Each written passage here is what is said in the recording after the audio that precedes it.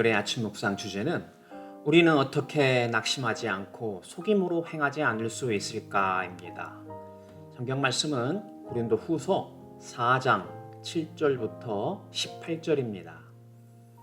우리가 이 보배를 질그릇에 가졌으니 이는 심히 큰 능력은 하나님께 있고 우리에게 있지 아니함을 알게 하려 함이라.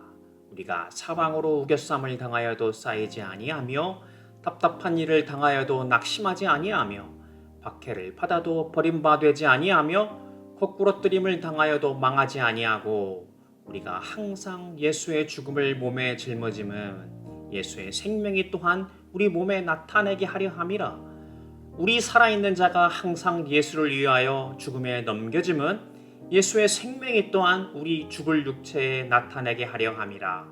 그런즉 사망은 우리 안에서 역사하고 생명은 너희 안에서 역사하느니라. 기록된 바 내가 믿었으므로 말하였다 한 것 같이 우리가 같은 믿음의 마음을 가졌으니 우리도 믿었으므로 또한 말하노라. 주 예수를 다시 살리시니가 예수와 함께 우리도 다시 살리사 너희와 함께 그 앞에 서게 하실 줄을 아노라. 이는 모든 것이 너희를 위함이니 많은 사람의 감사로 말미암아 은혜가 더하여 넘쳐서 하나님께 영광을 돌리게 하려 함이라. 그러므로 우리가 낙심하지 아니하노니 우리의 겉사람은 낡아지나 우리의 속사람은 날로 새로워지도다. 우리가 잠시 받는 환난에 경한 것이 지극히 크고 영원한 영광에 중한 것을 우리에게 이루게 함이니 우리가 주목하는 것은 보이는 것이 아니요 보이지 않는 것이니 보이는 것은 잠깐이요 보이지 않는 것은 영원함이라.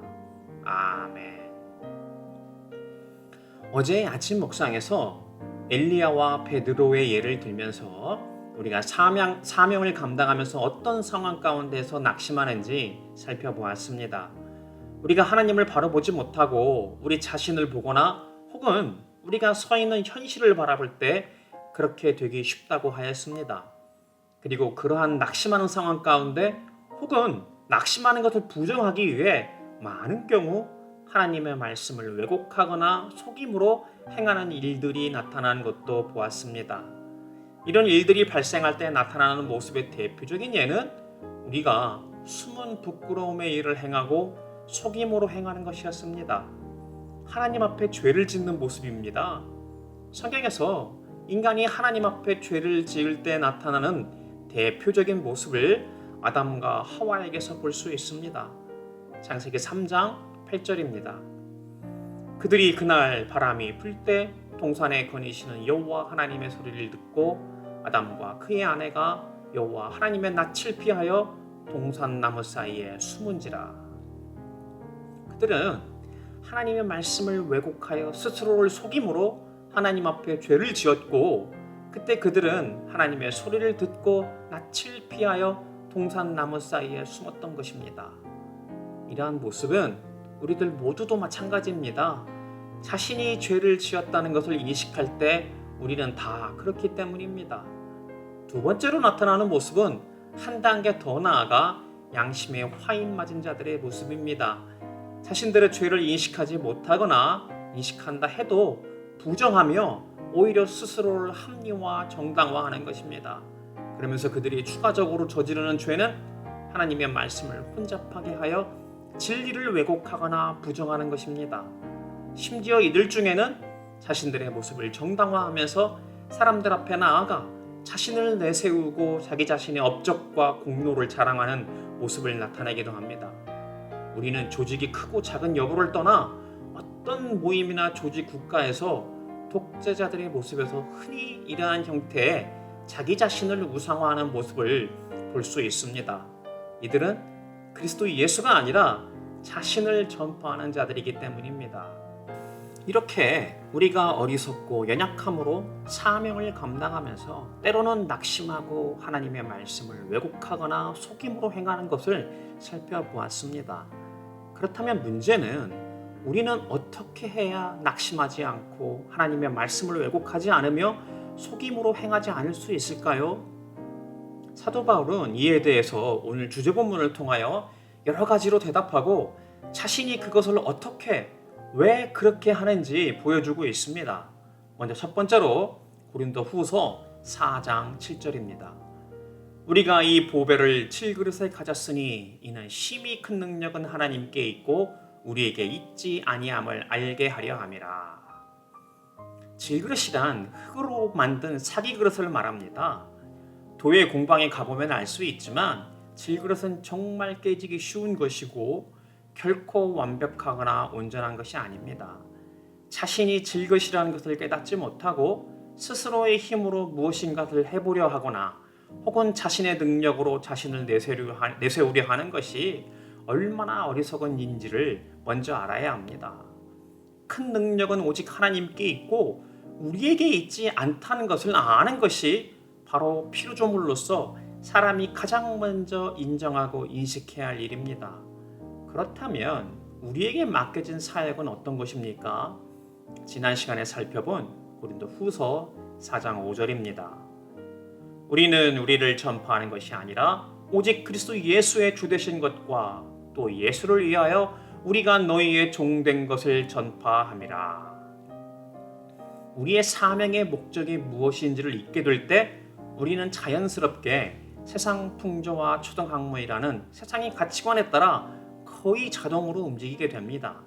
그때 우리는 교만 속에서 자기 확신, 특권의식, 번영, 성공, 승리주의에 빠지게 됩니다.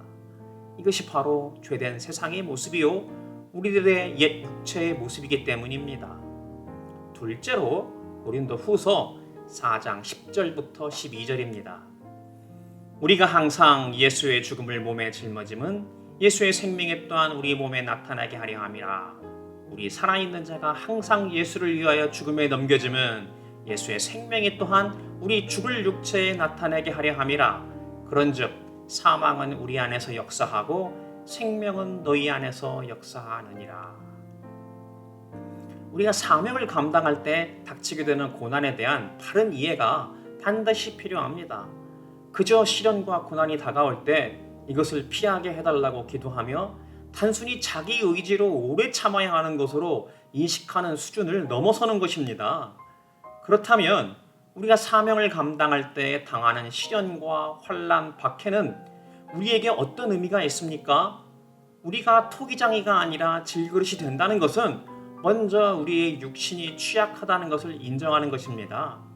6절에서도 언급한 것처럼 우리가 전파하는 것은 우리가 아니라 예수님이 우리의 주인이시라는 것과 우리는 그에게 쓰임을 받는 종이라는 것입니다.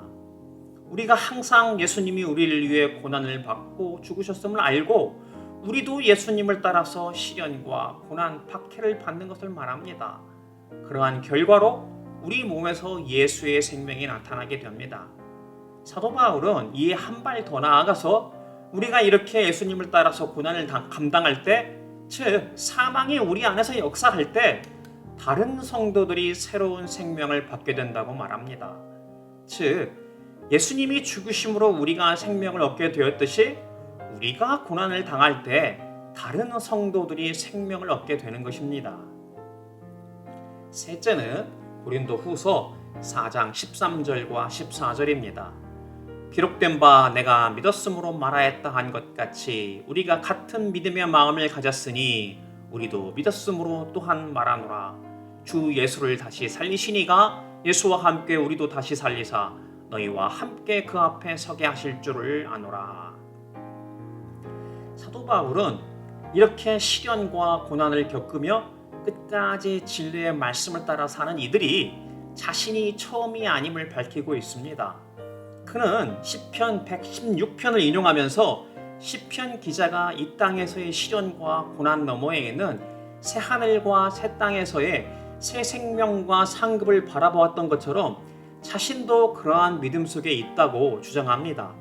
시편 116편 3절, 8절부터 10절입니다.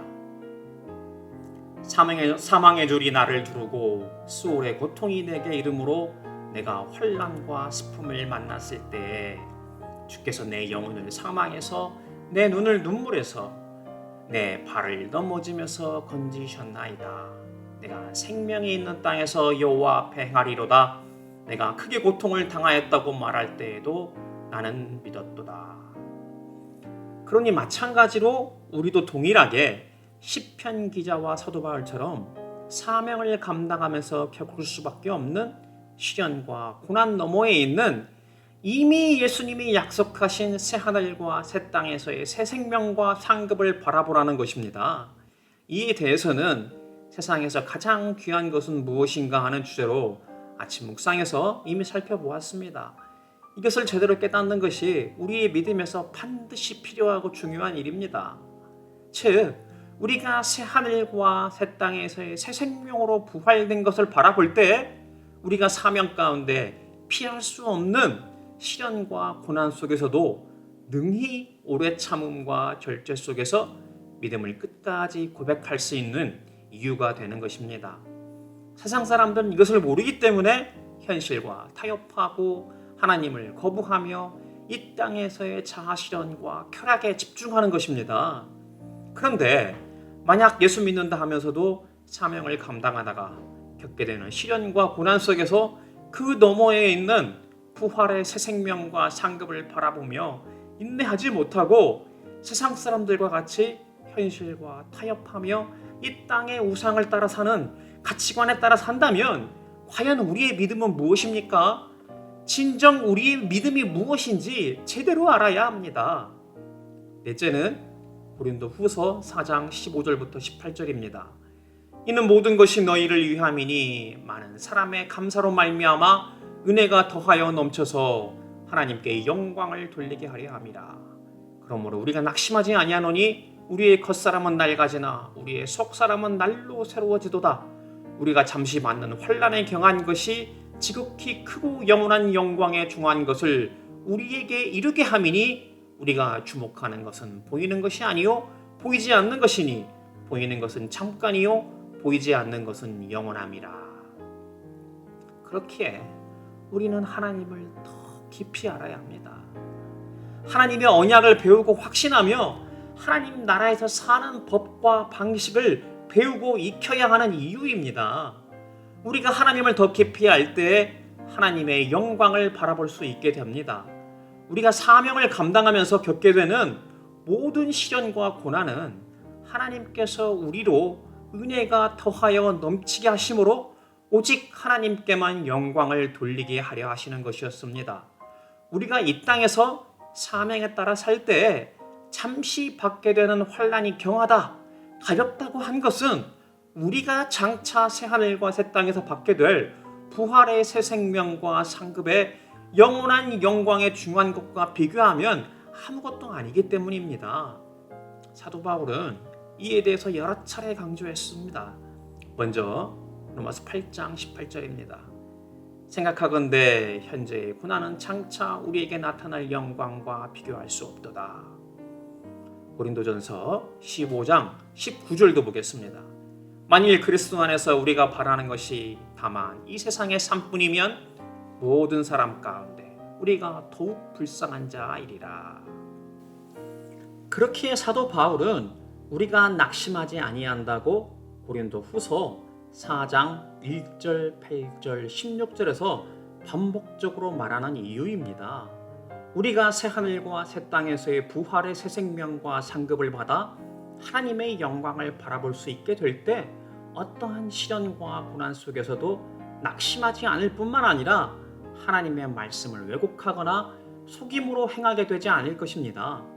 왜냐하면 우리가 주목하는 것은 잠깐 보이는 이 세상의 것이 아니라 보이지 않지만 영원한 하나님의 나라이기 때문입니다.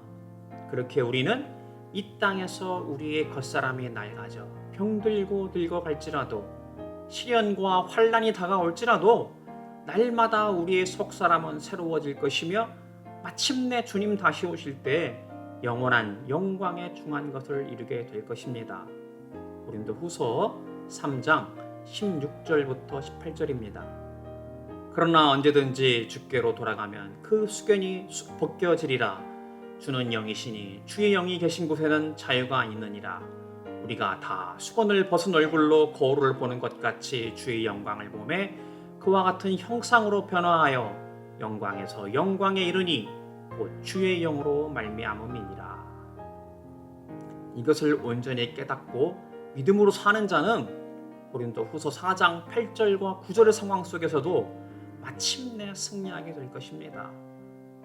우리가 사방으로 우겨쌈을 당하여도 쌓이지 아니하며 답답한 일을 당하여도 낙심하지 아니하며 박해를 받아도 버림바 되지 아니하며 거꾸러뜨림을 당하여도 망하지 아니하고, 바라기는 오늘 주신 말씀 가운데 이 땅에서의 자기 만족과 쾌락을 추구하는 자가 아니라 오직 하나님의 언약을 확신하며 하나님 나라에서 사는 법과 방식을 배우고 익히며 주신 사명에 따라 살아 설사 이 땅에서 시련과 고난을 당할지라도 장차 받게 될 영광의 크고 중한 것을 바라보는 복된 지체들이 되기를 축복합니다. 기도하겠습니다. 하나님 아버지, 저희가 예수를 믿노라 하면서도 아직도 하나님의 언약과 하나님 나라에서 사는 법과 방식에 익숙하지 않아서 실족하고 낙심하며 때로는 하나님의 말씀을 왜곡하고 속임으로 행하며 살았음을 주님 앞에 회개합니다. 하나님을 더 깊이 알게 하여 주시옵소서. 하나님의 놀라운 영광의 은혜를 바라보게 하여 주시옵소서. 그래야 이제는 더 이상 세상 풍속과 초등학문이라는 우상에 빠져 교만 속에서 자기 확신, 특권의식, 번영, 성공, 승리주의에 따라 살지 않게 하여 주시옵소서.